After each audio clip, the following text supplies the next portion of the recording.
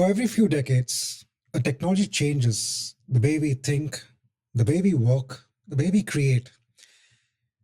It happened with the internet, it happened with smartphones, and now it's happening in the world of AI. And in November 2022 is where the story began when ChatGPT was first introduced to the world. In this YouTube series, I want to go through the usage of ChatGPT as a tool, but our main focus is going to be using OpenAI as a platform and how we can create programs to interact with OpenAI APIs. But before I do go on to using OpenAI as a platform, I do want to go through ChatGPT as a conversational AI model. As we know, this was developed by OpenAI.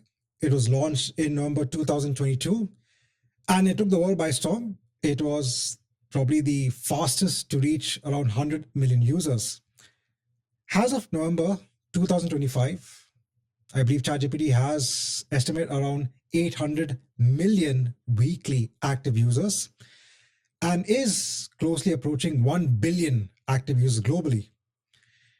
I've always felt that when you make products available to the consumer, make it easy to use, it drives growth and adoption. And with ChatGPT, it was something revolutionary, right?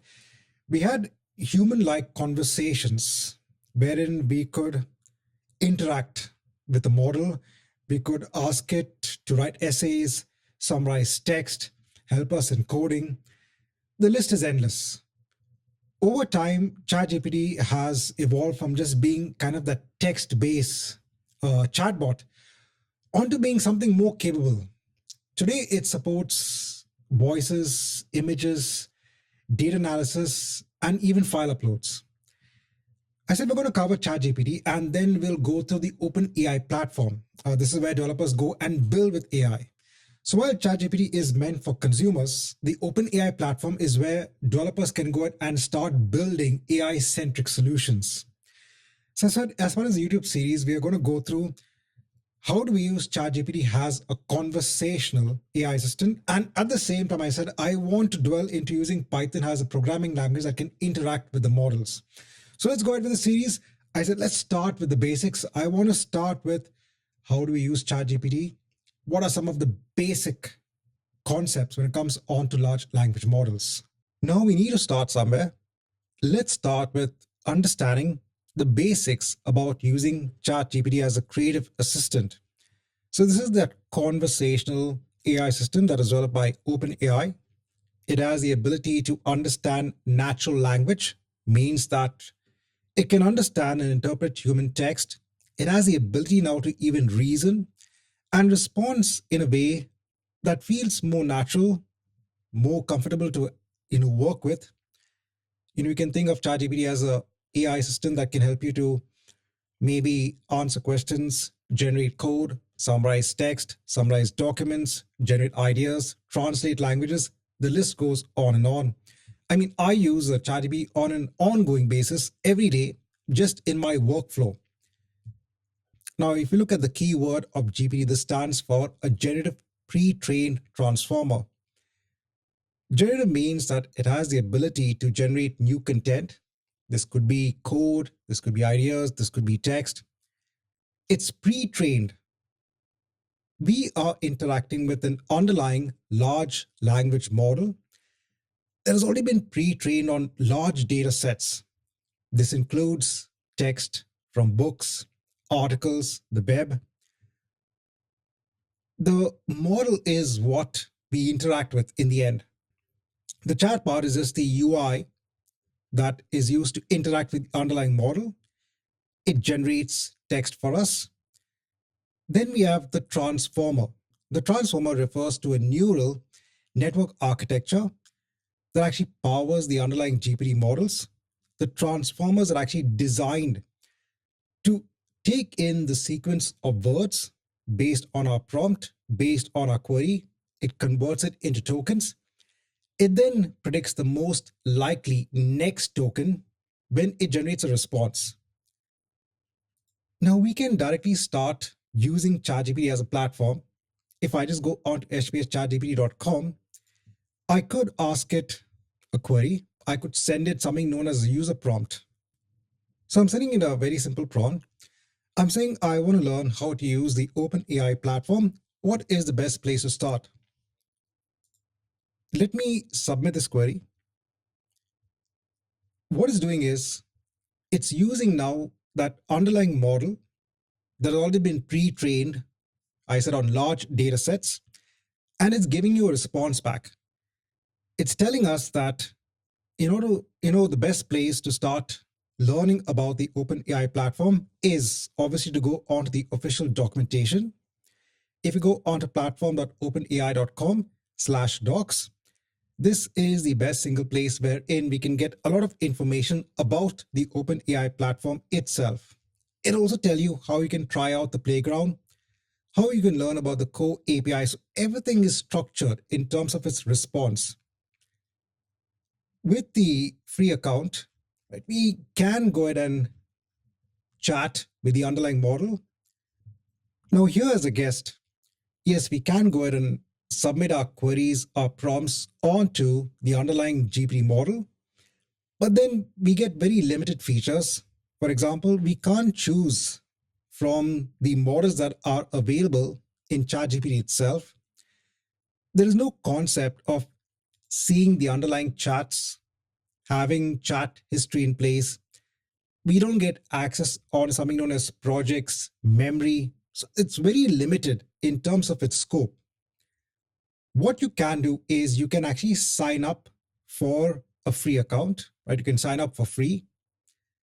When you do sign up for an account, when you do log in, then you get features such as, saved history for your chats. You get access to projects. You get new features also. You also have the ability to use new features when it comes on to Chat GPT itself. But again, there are limitations. For example, there are message caps per day. That means, I could probably converse with ChatGPT maybe 4 to 5 times, maybe within an hour. After some time, it will tell that, okay, we have exceeded some kind of message cap. We need to wait for some time before we can submit another query and get a response back. There are different plans in place. There's something known as a plus plan. That's $20 per month.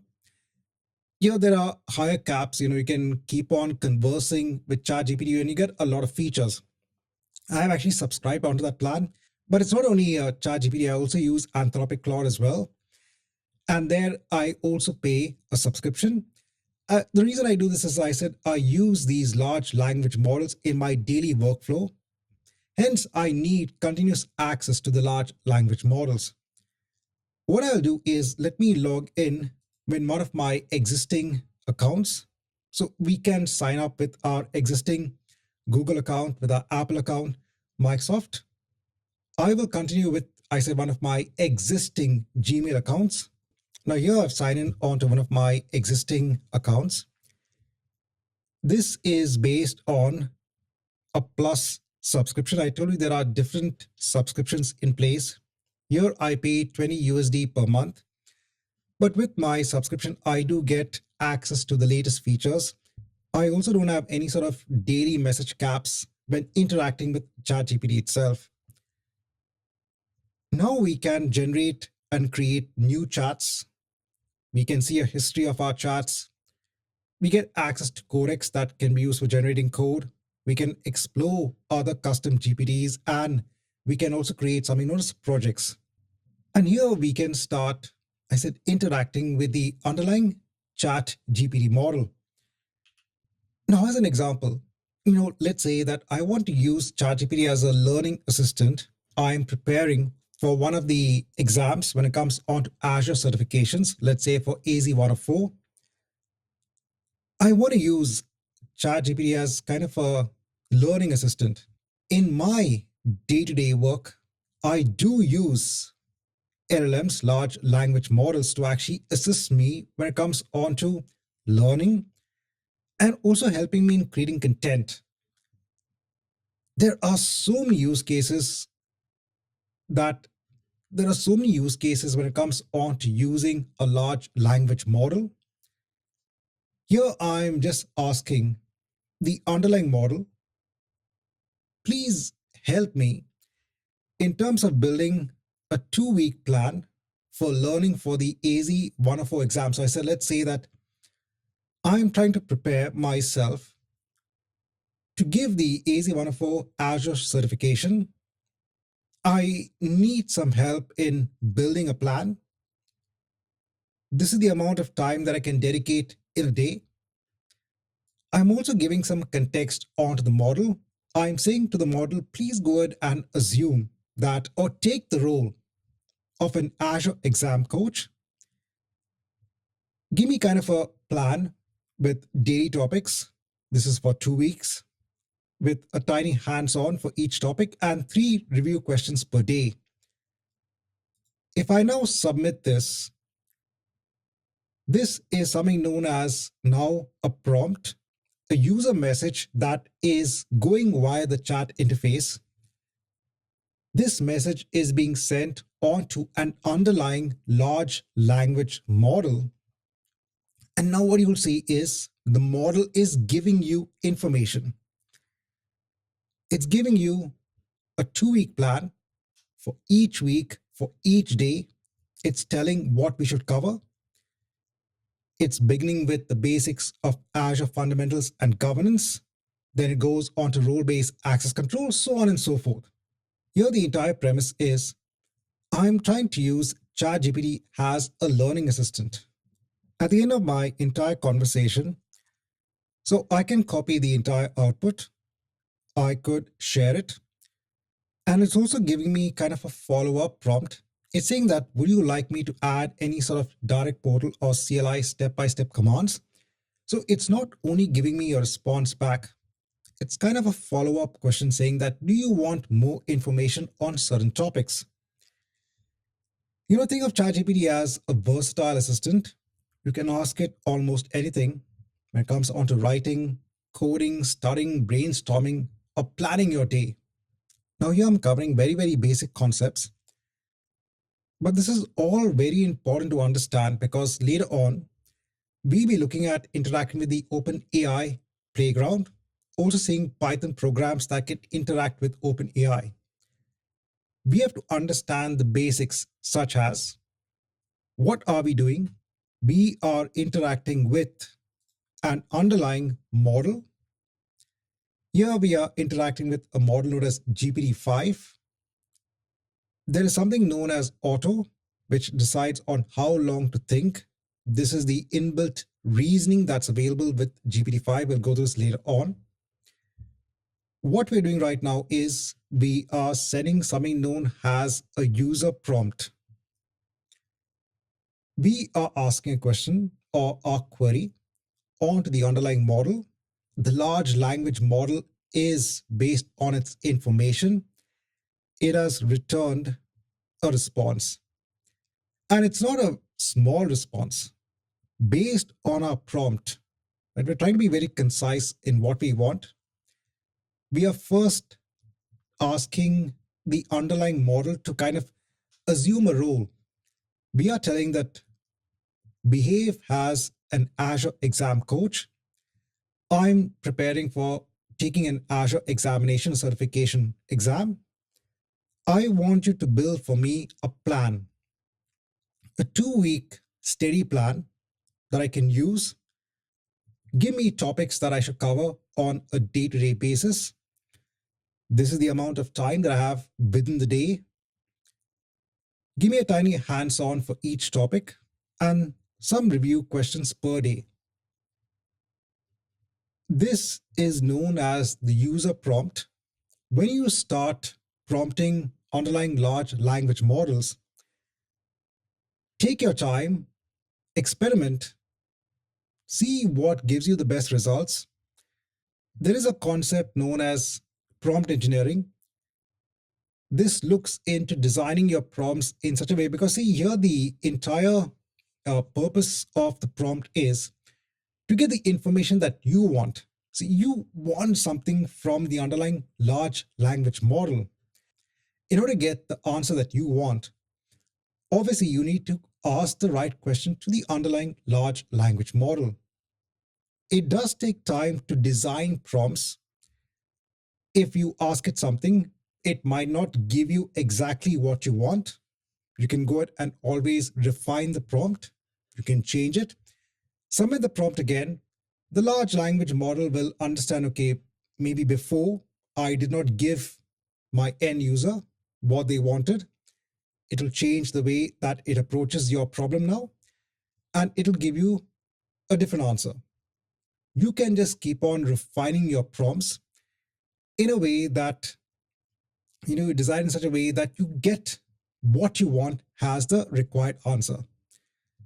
I said these are all very important in terms of basics. When IT professionals and students, when they start building projects and programs to interact with services, what I normally see is students don't, first of all, try to understand the basics about the service. What can the service do? How do you get the best out of a service? And I said, what are all of the basic building blocks?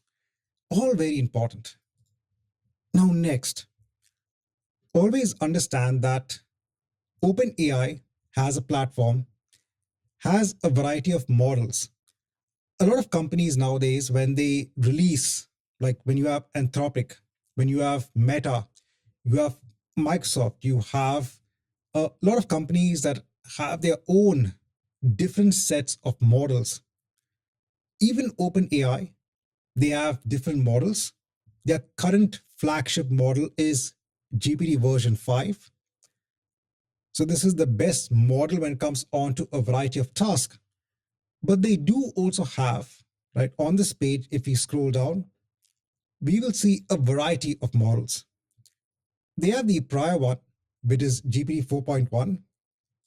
They now also have open weight models as well, and they have specialized models.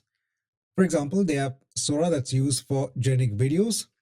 They have separate models that can be used for generic images, so on and so forth. For each and every model, so for example, let's go on to GPT-5. Here we have all of the information pertinent to the model itself. For example, we can see a description. This is the current flagship model. It has reasoning capabilities. That means it has the ability to first think before it answers. Before, when you're looking at the initial set of large language models, you ask it a query, it will then fire back an answer based on its knowledge. But now you can ask it to think like a normal human being. Think before you give the answer. So you have that reasoning capability. There's also something known as the speed. We'll go through these concepts as we start interacting with the models on OpenAI. We have a price. Now, this price is important when you start interacting with APIs on the OpenAI platform. For me, as a consumer, right? So we have two aspects. As a consumer, I am using ChatGPT. Here, I'm already paying based on my subscription, my plus plan, 20 USD per month. Hence, this pricing of 1.25 to 10 USD for the tokens does not apply to me. It's only as a developer when you start developing programs that interact with the OpenAI platform. At that time, we have to consider these costs. As a consumer, when I'm using ChatGPT, I'm already paying for a subscription on a monthly basis. Hence, I don't need to think about these costs. Next, for each model, we have key parameters, such as one is the context window. This is how much a conversation or the text history the model can remember at once. It is a pretty large context window. We have the number of max output tokens that can come back from model. This is the longest response the model can generate in just one go. There's something known as the knowledge cutoff. A model, remember, has already been trained on large data sets, but these large data sets have a knowledge cutoff of September 30th, 2024. That means it has no knowledge. The model has no knowledge beyond this particular point. But nowadays, the large language models can use tools such as web search to go onto the internet and search for recent data, in addition to its own inbuilt trained knowledge. Up till this particular point, it can use tools such as web search to search the internet and get more recent information. Right, and we can get a lot of more information when it comes onto the model itself. We will be interacting with these models in subsequent chapters as part of this kind of YouTube series on OpenAI. I said what we're trying to do is we're trying to start very simple. I first want to introduce the concept of interacting with models via the use of ChatGPT.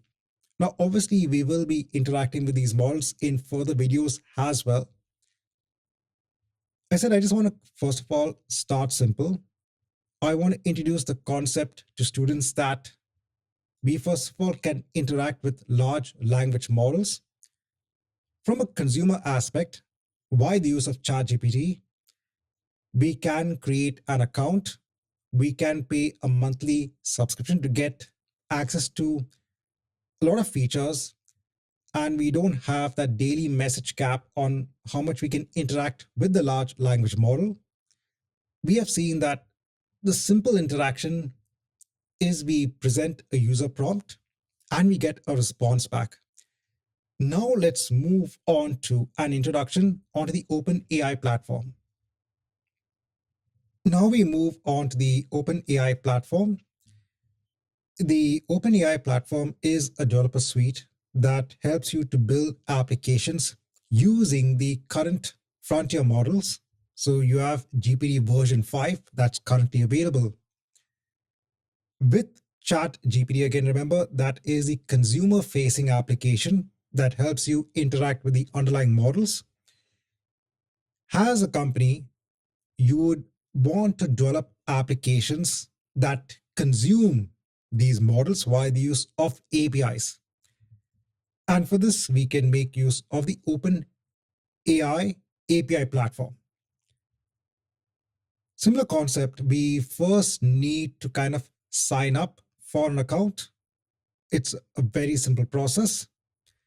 I will log in onto the API platform using one of my current Google accounts. Once you register for an account on the OpenAI platform, you can start now consuming the APIs. The OpenAI platform also has something known as the playground. The playground allows you to call the models. If you want to see how the models behave, you want to send in your prompts, you have this kind of playground concept in place.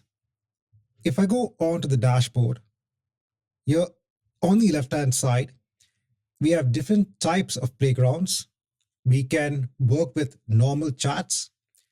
We have something known as an agent builder. We can work with audio. We can generate images. So we have these different sort of areas in place in which we can interact with the large language models. If I try to create a simple chat prompt, so remember here, we are not interacting as a consumer with ChatGPT. Here, we want to consume the underlying APIs on the OpenAI platform that interacts with the underlying GPT models. In order to be able to now consume APIs, we need to have a payment method in place. We will also need to buy as a minimum 5 USD worth of credit. Now this credit goes a long way. I said you need to complete the account setup by first adding payment details. Once you add your payment details in place, the next step is you will need to buy, I said, as a minimum at least $5 worth of credit. This credit can then be used on to consuming the APIs on the OpenAI platform. Now, in one of my other accounts, I've already set up the payment details. I've already purchased that $5 worth of free credit. Let me log onto that account. So now what I've done is I've just opened up the OpenAI platform. I've logged into one of my other accounts in which I do have, I just scroll down. If I just go on to billing, I can see I have roughly around $3 worth of remaining credit balance. And this balance goes against the API calls that you make against the OpenAI platform. But this 5 USD that you spend, I said it goes a long way. If you just want to experiment, if you want to see how to work with the APIs, that $5 worth of free credit is sufficient for months on end. I said it, for me, I've been using it for at least about 3 to 4 months. I said it goes a long way. It's only when you start as an organization having extreme usage in terms of consuming tokens and using the different models at that point in time, then you will be consuming more. As an initial understanding learning process, you won't get that much of a cost in terms of calling and consuming the underlying models. So I said the first thing is you need to set up that billing profile, that payment method, pay that initial 5 USD. Then when you want to start experimenting with the models that OpenAI has to offer, we can go on to the dashboard. Within the dashboard, we can now create a chat prompt. So now we get this sort of interface in place in which we can submit our user prompt. We have something known as a developer message. Here under the model, you will see that you now have the ability to interact with various models on demand. When you compare this with ChatGPT, there you had a limitation on the models available. So that was more from a consumer perspective. Here, from a development perspective, I said we have the ability to consume different models. So we have the flagship GPT-5, we have the Pro version, we have the Nano, that is the fastest and more cost efficient. We have the prior versions of the GPT models, so on and so forth. So we can go ahead and choose the underlying model. Once you choose the model, we also have these various other parameters that we can tweak. We have something known as the text format. By default, it is text. We have something known as the reasoning effort. We have the verbosity, we have the summary, and storage of logs. I can now chat with the underlying model. Now, as an example, if I just ask it, what are the benefits of the Azure Web App Service? Now, please know that you can ask the model anything based on your work profile. Go ahead and send it queries and see how it responds back. I said for me, primarily, I teach students about cloud platforms like Azure and Amazon Web Services. So obviously, on a daily basis, I use these large language models as a learning assistant. That's why I'm more familiar with the queries such as these. These are very simple queries that you can send onto the model and get the response back. For you all, send in prompts that matter to you. Send in prompts that you want answers to. Send in prompts that are based on, I said, your work profile. See what you get back as a response. So if I just send this on, what's happening is my prompt is being sent onto GPT-5 as a model. What's the core difference now between this OpenAI platform and ChatGPT? So with ChatGPT, remember there, I am paying on a monthly basis 20 USD per month. There is no concept of any sort of additional costs when it comes on to now sending and receiving content from a model. But now on the OpenAI platform, I am going to be charged based on the token usage, based on each and every interaction that I have with the underlying model. Here we have something known as a playground. The entire purpose of this playground is we get to see how to work with the different models. Normally, an organization would first decide which model to choose from. It depends very heavily on what's the end goal. What is it that they want in terms of responses from the model? See, GPT-5 is powerful, it's smart, but at the same time, it's also more costly. Maybe as a company, the requirement doesn't need such a big frontier model. You could probably go for a nano based model. Here it is fast and it's more cost efficient. Yes, there are some more enhanced, maybe thinking, reasoning, better responses that you might get with the frontier model. But I said if you have simple queries that you want to fire against the large language model, then maybe you don't need to use GPT version 5. That is a higher cost when it comes onto the number of tokens. Now, for us as individuals who are just trying out the playground, who are just sending in simple queries and getting simple responses back, the token usage is not going to matter that much in terms of the cost.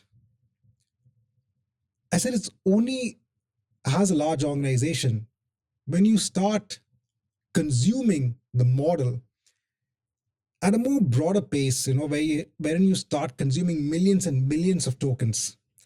At that point in time, we have to consider costs. And at that point in time, a company might also consider, okay, which model to choose from. So in the playground, what you can do is you have a set of prompts. You fire the prompts against, let's say, GPT-5. You see the responses you get back. Are you happy? Good. Send the same queries onto, let's say, another model, GPT Nano, GPT-5 Nano. Are the responses adequate enough?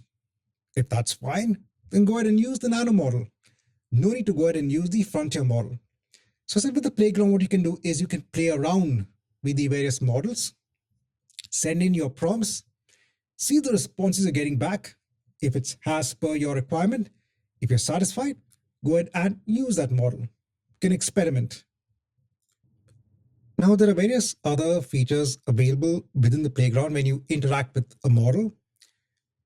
One key thing to note is here we are using something known as the Responses API.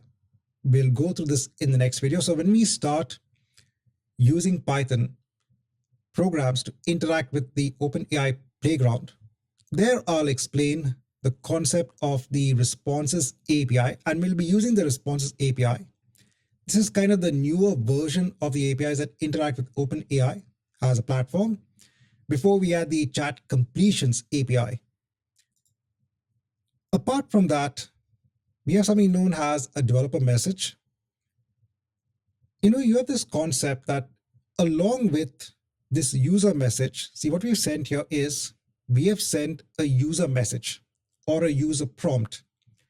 We have got then a response back from the assistant, that is the underlying large language model. Prior to this developer message, okay, there was a concept and still there of a system instruction or a system message.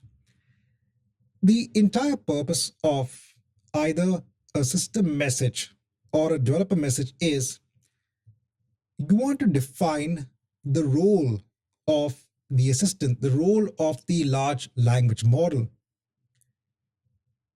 See here, when we are sending a query to the model, it's giving us a response back. But we can also tell the model, please go ahead and assume a particular role. or speak in a specific tone, speak or return the response in a specific style. We can also tell it that I want the output to be in a particular format every time. So in addition to the user message, in addition to the user prompt, we can add another instruction to the large language model, to the GPT-5 model, saying that, okay, please speak when you come back with your response, please speak in a specific tone, please speak in a specific style, have a specific output in place. We can decide that or set it with a developer message. So as an example of looking at a developer message, let me click on this icon here and let me put in what I feel should be kind of an overarching instruction to the large language model. So again, let's say that I am trying to prepare myself to take on an Azure certification exam. I said this is just an example. I want the model to behave again as an exam coach, but I'm giving more instructions on how it should behave. I'm telling that always follow the official AZ-104 blueprint in terms of the exam. When you're giving your explanations, always structure them, have an overview, the key concepts, have examples. So this is my developer message that I want to pass in. But in the playground, I said I can pass in what I feel should be the developer message. If I click on create, the playground will take my message and just kind of tune it into a proper developer message that can be sent along with a user instruction. So what are the important points here is we are interacting with an underlying model. We are sending in our user prompt, but at the same time, we are telling the model, okay, there's quite a lot now. So now in terms of the developer message, we can see a much more detailed approach on setting the tone, the style, and the output that's coming in from the large language model. If I go ahead and now just say to start a new chat, just put in the same sort of user prompt and hit on enter. Along with our user prompt, even the entire developer message is being sent across onto the underlying GPT model. The assistant is using now the inbuilt reasoning capability. We'll go through this in another video. It's trying to think before it gives an answer.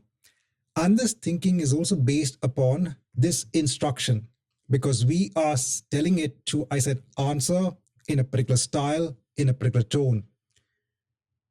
Now, if we look at the response that's coming back, it's going to be very detailed based on our query. You are getting an overview. You are getting the key concepts.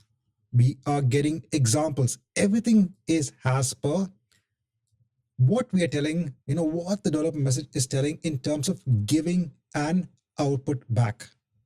So in this first video, as part of this learning series, want to start simple, want to start with the basics.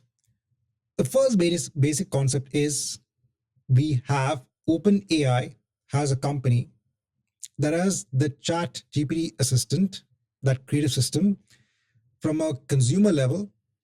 You also have the OpenAI platform that's used from a development perspective.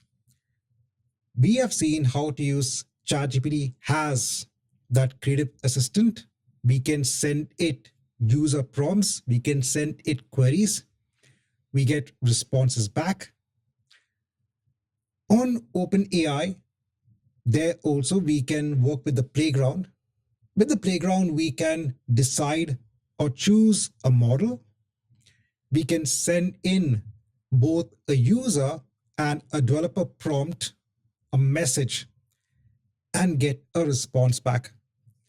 There is a lot that we still need to cover. In the next video, we are going to start now using Python as a programming language to interact with the OpenAI platform.